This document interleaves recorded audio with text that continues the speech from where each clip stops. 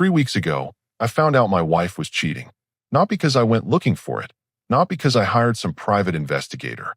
Her phone buzzed on the kitchen counter while she was in the shower, and I glanced at it instinctively. A message from someone named Kevin flashed on the screen. Can't wait for our Miami getaway. Just you, me, and the beach. I stood there for a moment, coffee mug in hand, processing what I'd just read. 23 years of marriage, and this is how I find out. Not through some dramatic confrontation or suspicious behavior. Just a careless moment and a forgotten phone. But here's the thing about discovering your wife's affair. You have choices. You can explode, scream, demand answers. Or you can think. I chose to think. I didn't say anything that morning. Didn't bring it up that night. Instead, I started paying attention. Watching. Learning. And what I learned made my stomach turn. This wasn't some recent mistake or moment of weakness. This had been going on for months. Kevin Walsh from her yoga studio. Divorced, no kids, drives a leased BMW that probably costs more than my monthly salary. Everything I wasn't, apparently. The messages I saw over the next few days painted a picture I wish I could forget. Weekend appointments that weren't appointments. Late nights with Aubrey that weren't with Aubrey. A double life I never suspected. But instead of confronting her, I did something different. I planned. I called my buddy Curtis, who works at a law firm downtown. Not for legal advice yet, just to understand my options. I took photos of important documents. I started paying attention to our finances in ways I never had before. And I waited.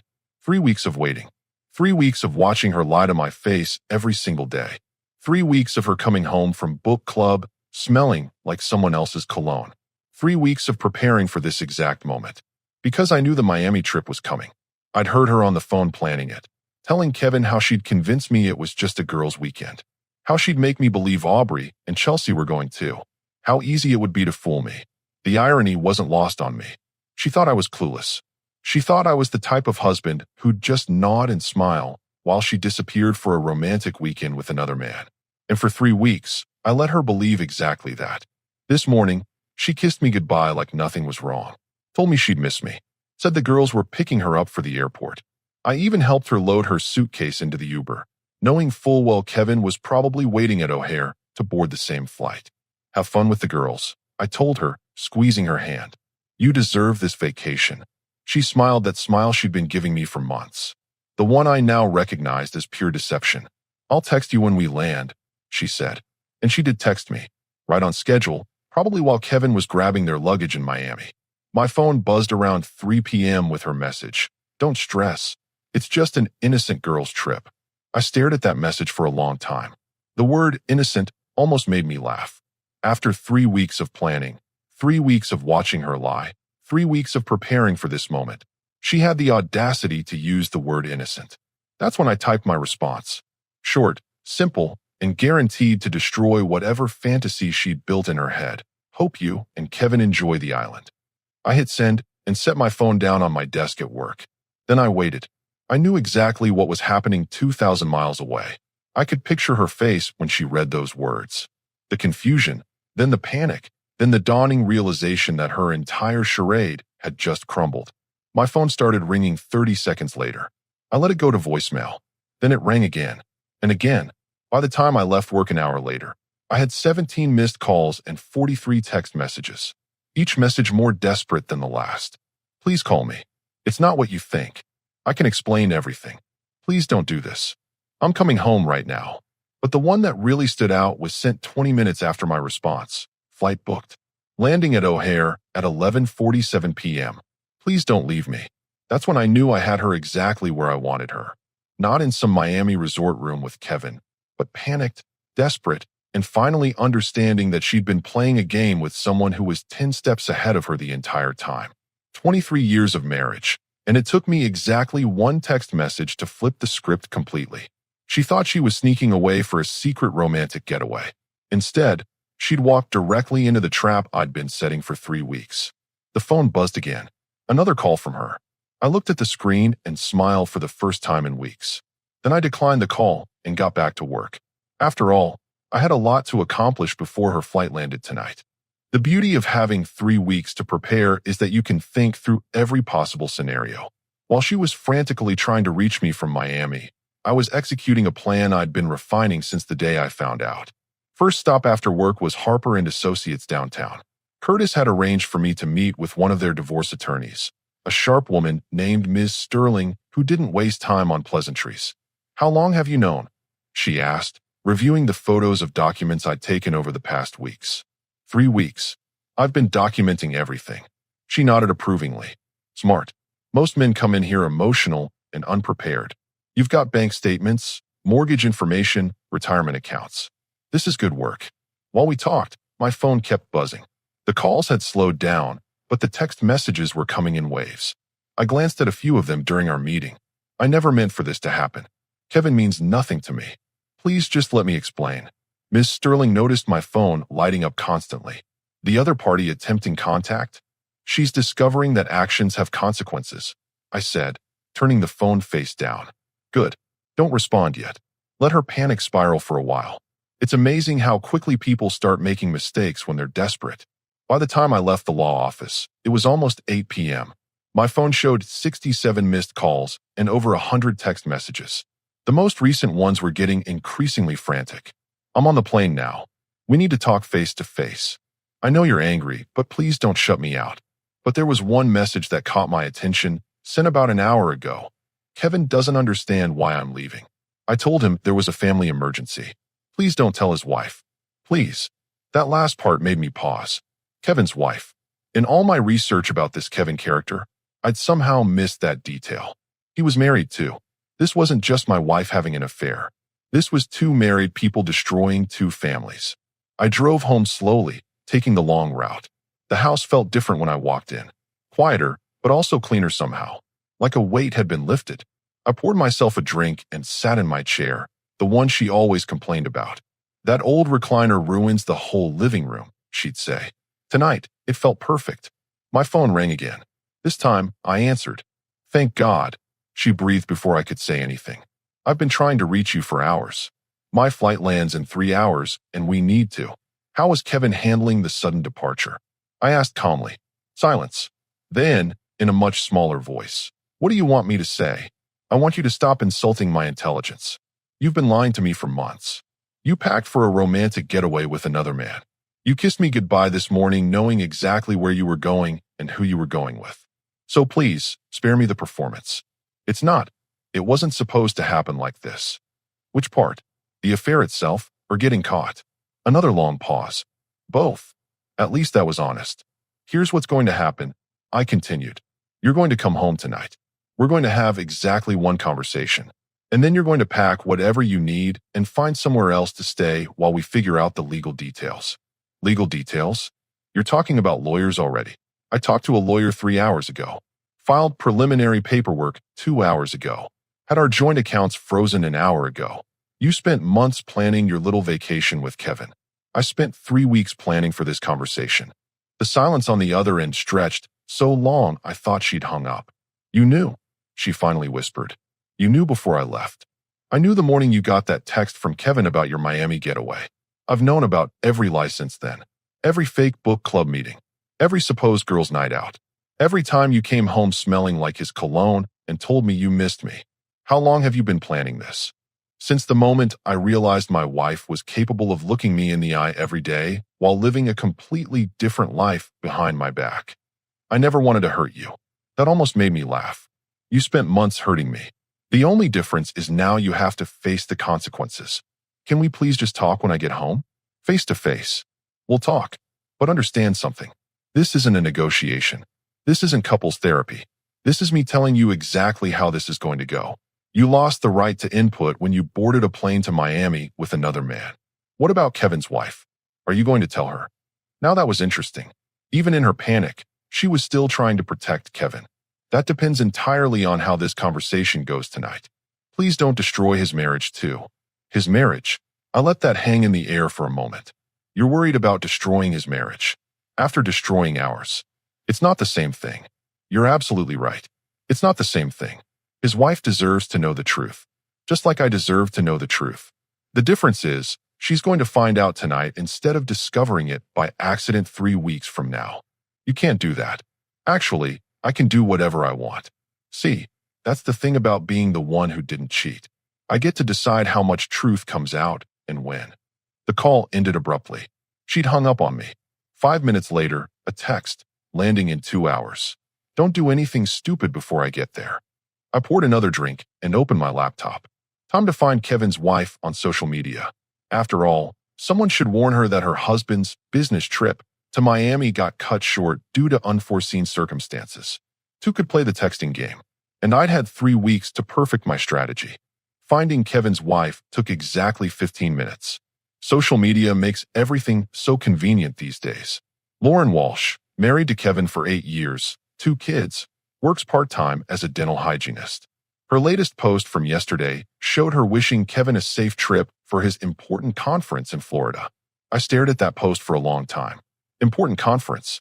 The lies just never stopped, did they? I was still debating exactly how to handle the Lauren situation when I heard the Uber pull into our driveway. 11:52 p.m., 5 minutes past her predicted arrival time. Through the window, I watched her get out slowly, like she was walking to her own execution. No Kevin in sight, obviously. He was probably still in Miami, wondering what family emergency could make someone abandon a romantic weekend that quickly. She used her key to get in, which surprised me a little. I'd half expected her to knock, maybe test the waters first. Instead, she walked straight into the living room where I was sitting, still in that recliner she hated so much. She looked terrible, hair disheveled from travel, makeup smeared, clothes wrinkled. But more than that, she looked defeated. This wasn't the confident woman who'd kissed me goodbye 12 hours ago. This was someone who'd spent the last 8 hours realizing her entire world was about to change. "We need to talk," she said, setting her small overnight bag by the door. "No," I replied calmly. "You need to listen." She sat down on the couch across from me, the same couch where we'd watched TV together for years, where she'd cuddled up next to me just last weekend while planning her secret getaway in her head. "I know you're angry." "Stop." I held up my hand. "Before you say another word, understand that I know everything. I know about the yoga studio. I know about the weekend trips that weren't with Aubrey. I know about the late nights when you were supposedly working overtime. I know about the hotel receipts you thought you hid well enough. So please, don't insult either of us by pretending this was some recent mistake or moment of weakness." Her shoulders sagged. "How long have you known?" 3 weeks. Since the morning Kevin texted you about Miami and you left your phone on the counter. And you said nothing. For 3 weeks. I was gathering information, learning exactly how deep this went, figuring out how to protect myself legally and financially. You know, all the things you should have thought about before you decided to blow up our marriage. It wasn't supposed to happen like this. How was it supposed to happen? Were you planning to tell me eventually? Or was the plan to keep living this double life indefinitely? She was quiet for a long moment. "I don't know. That's honest, at least. But here's what I do know. You made choices. For months, you made choices. Every time you lied to my face. Every time you kissed me goodbye before going to see him. Every time you came home and pretended to be the faithful wife. Those were all choices. I never meant to hurt you. But you did hurt me. Every single day. The only difference is now you have to acknowledge it." She started crying then. Not the dramatic sobbing you see in movies, just quiet tears streaming down her face. "What happens now?" "Now? Now you experience consequences. I've already filed for divorce. Our joint accounts are frozen pending legal review. I've documented everything I need to document. And tomorrow morning, you're going to find somewhere else to live while we sort out the details. You can't just kick me out of my own house. Actually, I can. See, this house is in my name only. Remember? We bought it before we got married, and you never wanted the responsibility of joint ownership. Lucky for me, unlucky for you." That hit her hard. I could see her realizing just how vulnerable her position was. "What about Kevin's wife? Are you going to tell her?" "I haven't decided yet. Part of me thinks she deserves to know. Part of me thinks it's not my responsibility to clean up your mess. Please don't destroy his marriage." His marriage was destroyed the moment he decided to take my wife to Miami. I'd just be delivering the news. You don't understand. He has kids. A family. So did I. Until my wife decided another family was more interesting. She flinched at that. "Good. Can I ask you something?" I continued. "What was the plan? Were you going to divorce me eventually? Or were you just going to keep both lives going indefinitely?" I don't know. I wasn't thinking that far ahead. That much is obvious. You know what the funniest part of all this is? You actually thought you were smart enough to pull this off. You thought I was too stupid or too trusting to figure it out. Even this morning, you looked me in the eye and told me you'd miss me while you were literally walking out the door to meet another man. It wasn't like that. It was exactly like that. You want to know what convinced me to file for divorce? It wasn't finding out about Kevin. It was watching you lie to me so effortlessly for 3 weeks after I knew the truth. The ease with which you deceived me was genuinely impressive. She was crying harder now. Is there any chance we can work through this? Counseling, maybe. Work through what? The months of lying? The affair? The fact that you were literally in another state with another man 8 hours ago? Or maybe we can work through the fact that you just asked me not to tell his wife because you're still protecting him even now. I'm not protecting him. I'm trying to minimize the damage. To who? To him? Because you sure weren't worried about minimizing damage to me when you were planning your romantic Miami getaway. That's not fair. Fair. I stood up from my chair. You want to talk about fair? Fair would have been having this conversation before you decided to cheat. Fair would have been telling me you were unhappy instead of finding someone else. Fair would have been asking for a divorce if you wanted out instead of making me live a lie for months. I know I made mistakes. Mistakes? Forgetting to pick up milk is a mistake. Accidentally running a red light is a mistake. What you did was make a series of deliberate choices over months to betray everything we built together. She looked up at me from the couch. Mascara streaked down her cheeks. So that's it. 23 years, and you're just done. No. 23 years, and you decided you were done. I'm just accepting your decision and moving forward accordingly. I never said I wanted a divorce. You didn't have to say it. You showed me. Every lie, every secret meeting, every time you chose him over our marriage. Actions speak louder than words. What if I end it with Kevin? What if I block him completely and we start over? I almost laughed. Start over? You think this is something we come back from? You think I can never trust you again? You think I can never look at you the same way? People work through affairs all the time. Those people didn't spend months living a double life. Those people didn't plan romantic getaways with their affair partners. Those people didn't get caught because they were careless with their phones, not because they felt guilty and confessed. She was quiet again, finally starting to understand the scope of what she'd done. Get some sleep, I said. Tomorrow you pack what you need and find somewhere to stay. We'll handle the rest through lawyers. And Kevin's wife. I looked at her one more time, still worried about Kevin, still trying to protect him. Even now, I'll let you know tomorrow. Then I walked upstairs, leaving her alone on the couch she'd helped pick out when we still believed in forever. I woke up at 6 a.m. to the sound of her packing downstairs. Good. She was finally understanding that this wasn't a negotiation. While she shuffled around the house gathering her things, I made coffee and opened my laptop. Time to make some phone calls. First call was to Lauren Walsh. I'd found her work number on the dental clinic's website. She answered on the second ring, probably expecting a patient cancellation.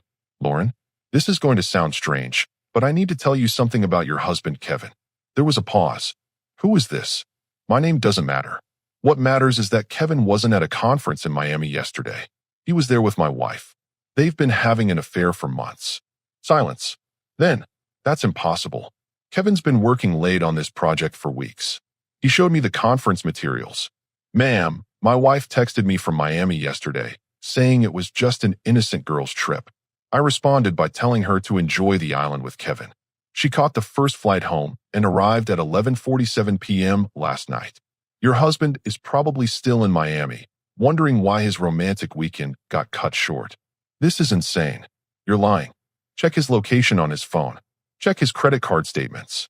Check the conference website to see if there actually was an event yesterday. I'm not asking you to believe me. I'm asking you to verify what I'm telling you. The line went quiet for almost a minute. Then I heard typing in the background. Oh my God, she whispered. There's no conference. The website shows their next event isn't until October. I'm sorry you had to find out this way, but you deserve to know. She hung up without another word. Next call was to my wife's sister Beth. They were close, and Beth had always been supportive of our marriage. She deserved to hear this from me before the inevitable spin cycle started. Beth, it's me. I need to tell you something, and it's going to be hard to hear. Is everything okay? You sound serious. Your sister has been having an affair. For months. I found out 3 weeks ago, and she's moving out today. What? That's impossible. She would have told me if she was having problems. She didn't tell you because she wasn't having problems. She was having an affair with a guy named Kevin from her yoga studio. Yesterday, she flew to Miami with him for a romantic weekend. I caught her, and she came home last night. I don't know what to say. You don't have to say anything. I just wanted you to hear it from me before she starts calling everyone with her version of events. Are you sure about this? Beth, I have 3 weeks of evidence. Text messages, credit card receipts, hotel bookings. I'm sure. After I hung up, I heard footsteps on the stairs.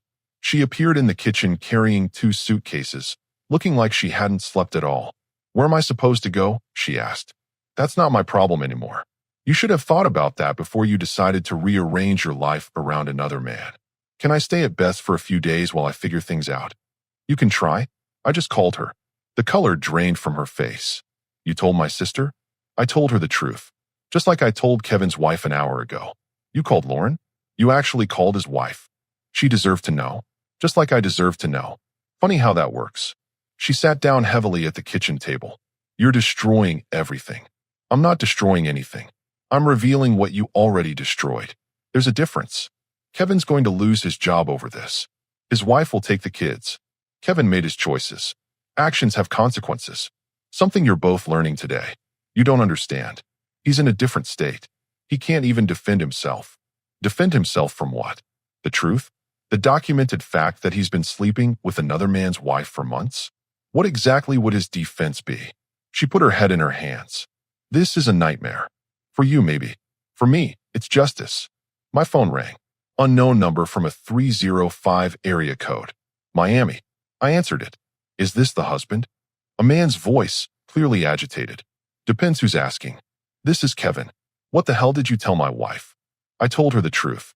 Something you apparently forgot to do when you told her you were going to a conference. You don't understand the situation. I understand it perfectly. You've been sleeping with my wife. You planned a romantic getaway together. You lied to your wife about where you were going. What part am I missing? It's complicated. It's actually very simple.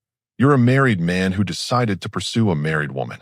Now you're both dealing with the consequences. You ruined everything. I didn't ruin anything. You and my wife ruined everything months ago. I just stopped pretending it wasn't happening. My wife is talking about taking the kids. She's calling lawyers. Good for her. She deserves better than a husband who lies about business trips so he can cheat. You don't know what you've done. I know exactly what I've done. I've given 2 women the information they needed to make informed decisions about their marriages. Something their husbands should have done months ago. He hung up. My wife was staring at me from across the kitchen table. He sounded panicked. He should be. His wife is smart enough to protect herself and her kids. Unlike some people, she's not going to spend months living in denial. What about us? What about our marriage? What marriage? The one where you lived a double life for months? The one where you lied to my face every single day? The one where you planned romantic vacations with other men? That marriage ended the day you decided Kevin was more important than your husband. I never said he was more important. You didn't have to say it. You showed me. Every choice you made, every lie you told, every night you came home from being with him and pretended to love me. Actions speak louder than words. She picked up her suitcases. I'll call you when I figure out where I'm staying. Don't bother. All communication goes through the lawyers now. It doesn't have to be like this. Actually, it does. You made sure of that when you boarded a plane to Miami with another man yesterday. She walked toward the door, then turned back. For what it's worth, I am sorry. Sorry you got caught, or sorry you did it. She didn't answer, which was an answer in itself. After she left, I poured another cup of coffee and sat back down at my laptop.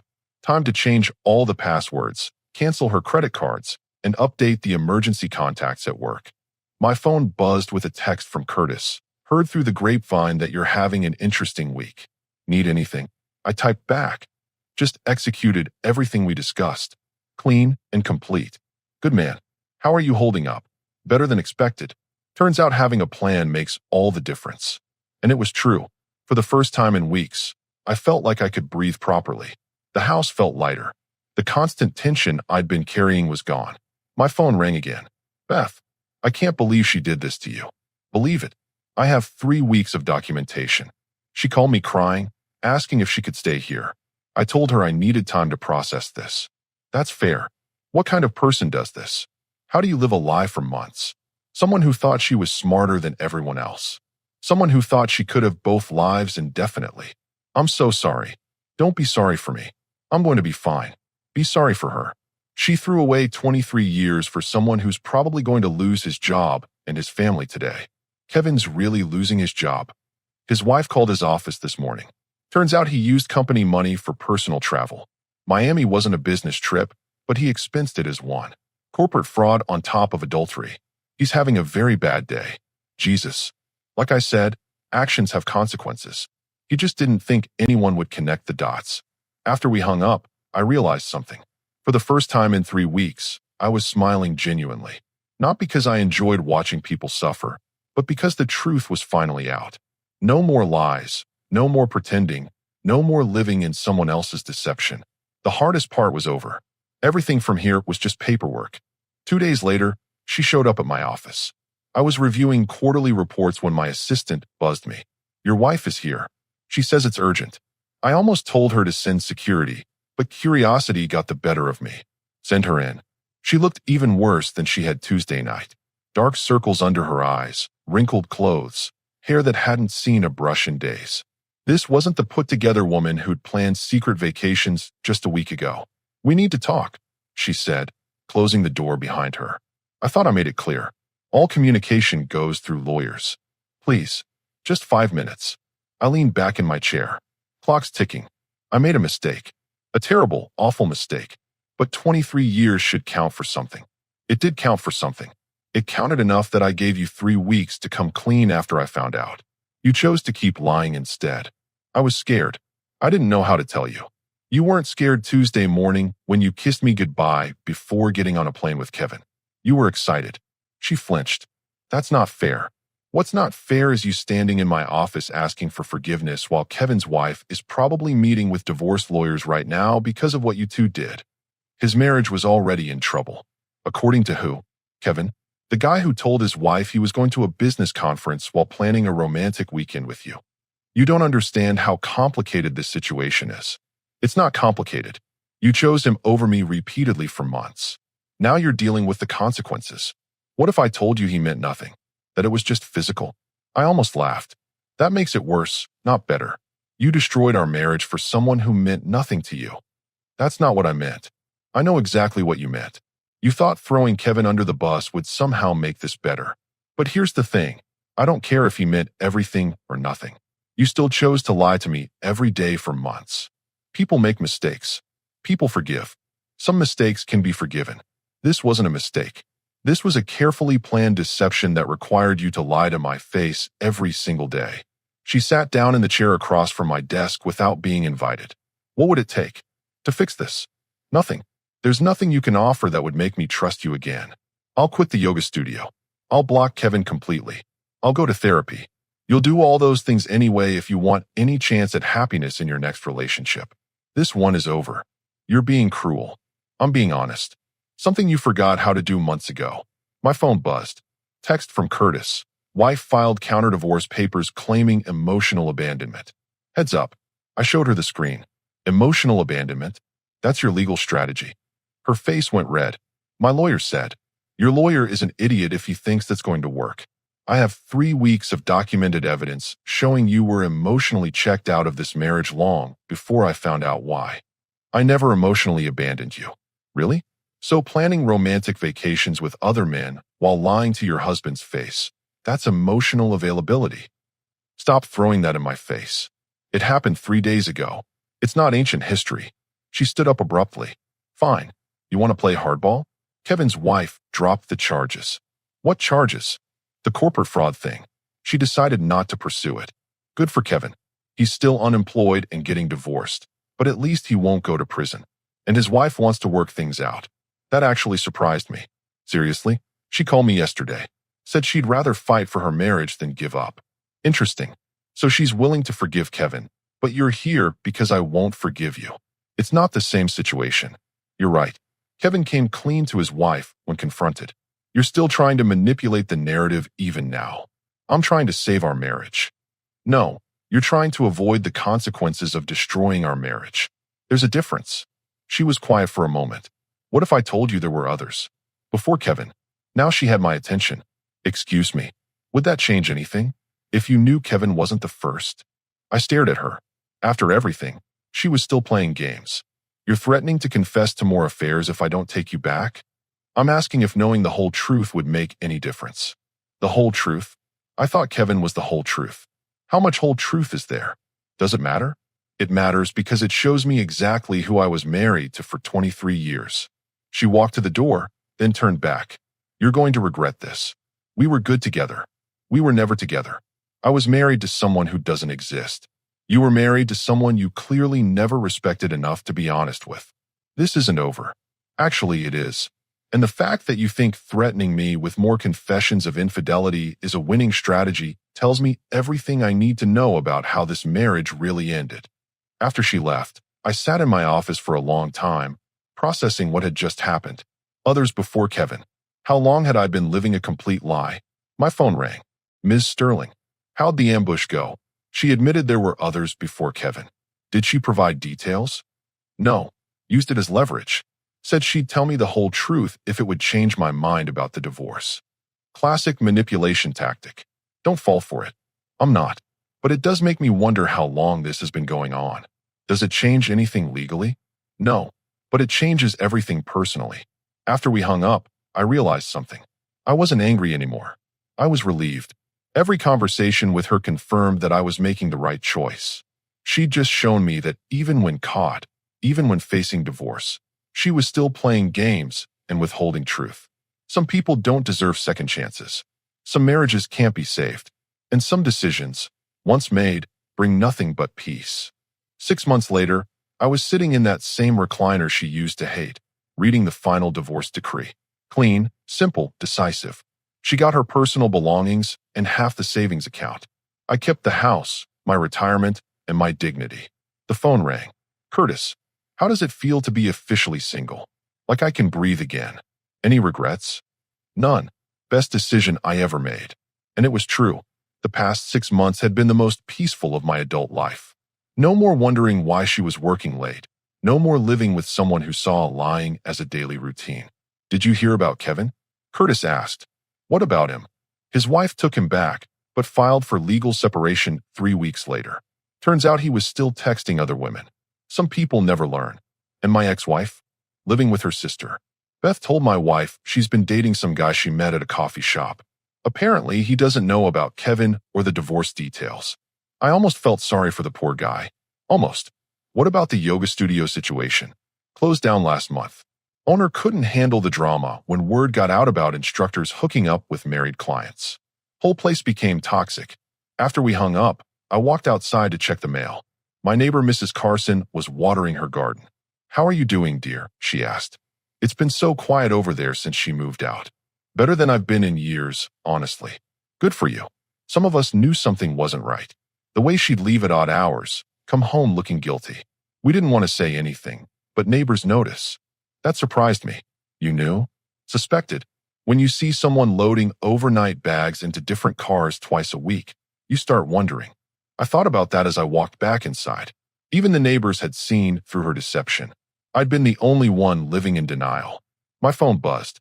Text from an unknown number. This is Lauren Walsh. I wanted to thank you for telling me the truth. The divorce is final next week. Kevin lost custody due to the lies and financial fraud. My kids and I are moving to Colorado to be near my parents.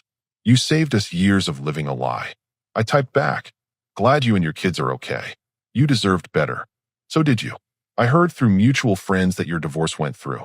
I hope you find happiness. Already have. Turns out happiness was just buried under years of someone else's deception. That evening, I did something I hadn't done in months. I called my old friend Marcus, the one my ex-wife had always found excuses to avoid spending time with. Look who's back from the dead, he answered. Thought you might want to grab dinner. Catch up. About time. Sarah told us what happened. We've been wondering when you'd resurface. How long did you guys know? Know what? That my marriage was a joke. Marcus was quiet for a moment. We didn't know about the cheating, but we knew she made you walk on eggshells. Every time we hung out, you seemed nervous, like you were worried about getting in trouble for having fun. Why didn't you say anything? What were we supposed to say? Hey, your wife controls you and seems to hate your friends? You wouldn't have listened. He was right. I wouldn't have. Anyway, Marcus continued. We're all glad you're back. Poker night is Saturday if you're interested. I'll be there. After we hung up, I realized something. The friends I'd lost touch with, the hobbies I'd abandoned, the version of myself I'd buried to keep peace in my marriage. It was all still there, waiting for me to remember who I used to be. That night, I opened a bottle of wine I'd been saving for a special occasion. Turns out, the end of a bad marriage was special enough. I raised my glass to the empty living room, to consequences, to truth, and to the fact that some people do exactly what they deserve. The house was quiet, but it was a good quiet. Peaceful, honest. For the first time in years, I was exactly where I belonged. 6 months ago, my wife had texted me about an innocent girl's trip. Tonight, I was a divorced man who'd learned that sometimes the best revenge is simply letting people face the natural consequences of their choices. She'd wanted Kevin. She got him, briefly. Then she lost him, her marriage, her home, and the respect of everyone who knew the truth. I'd wanted an honest life. Turns out, all I had to do was stop accepting dishonesty. The recliner was comfortable. The wine was excellent. And tomorrow, I'd wake up in a house where every person living there told the truth. Some endings are actually beginnings in disguise.